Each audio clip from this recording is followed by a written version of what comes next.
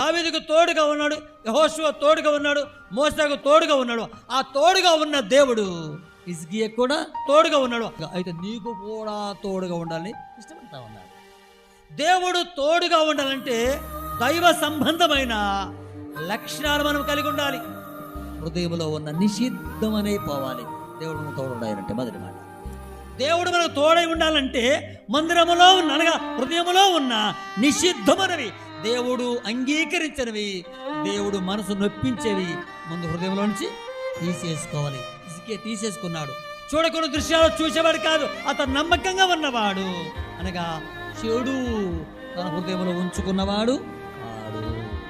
దేవుడు మనతో ఉంటే ఖచ్చితంగా ప్రతి విషయంలో ఆయన ఓటమి లేనివాడు. దేవుడు పిల్లలు ఓడిపోవడం కూడా దేవునికి ఇష్టమే ఉండదు. ఓటమి లేని దేవుడు, అభయం లేని దేవుడు. దేవుని పిల్లలు అభయం